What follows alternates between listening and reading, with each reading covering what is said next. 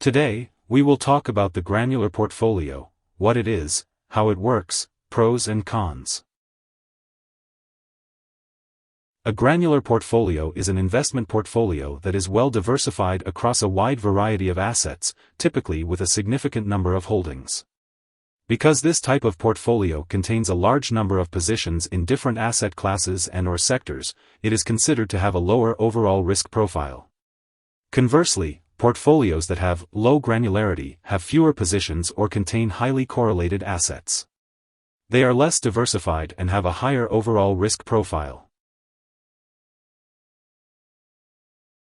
A granular portfolio can refer to a credit, currency, equity, bond, or mixed asset class portfolio. Highly granular portfolios, sometimes referred to as infinitely granular, diversify most of the unsystematic risk out of the portfolio so that it is exposed to systemic risk only, which investors can't minimize through diversification. While the primary advantage to an investor is the reduction of risk, other advantages of a granular portfolio include the ability to customize a portfolio and to diversify across many asset classes. Having investments across many sectors and asset classes helps to reduce a portfolio's overall risk.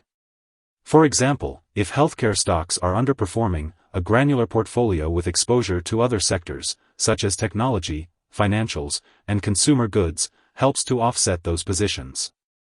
Bonds can be added to a granular portfolio to provide income when stocks go through range-bound periods. Because granular portfolios include many holdings, they can easily be adjusted to meet the financial objectives of many different investors.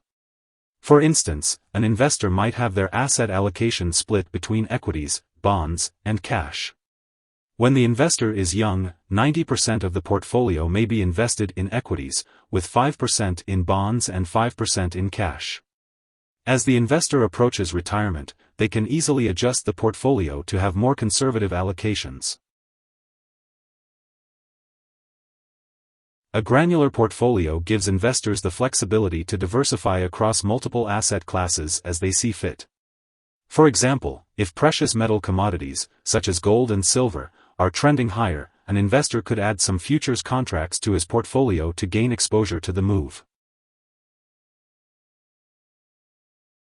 Although there are fewer disadvantages to a granular portfolio, they can be significant, particularly during times of marketplace instability or downturns. The diversified structure of a granular portfolio means that a large gain in a single investment has a minimal impact on overall returns.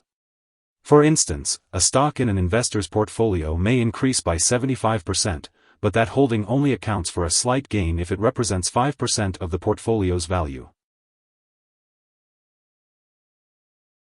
In a stable economic environment, a granular portfolio takes advantage of uncorrelated asset classes and sectors offsetting each other to help reduce risk.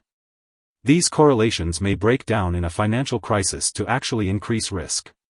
For example, during the global financial crisis between 2008 and 2009, price moves in equities and commodities became strongly correlated, while bonds and equities became uncorrelated. Investors who hold a granular portfolio should continually monitor changing correlations between asset classes to ensure they don't overexpose themselves. Understanding this relationship between market correlation and volatility can help investors manage portfolio risk. Here are 4 key takeaways. 1. A granular portfolio has investments across many asset classes and sectors. 2. The primary advantage of a granular portfolio to an investor is the ability to reduce risk through diversification. 3. Other advantages include the ability to customize a portfolio of holdings to meet an investor's financial objectives and the flexibility to diversify across many asset classes.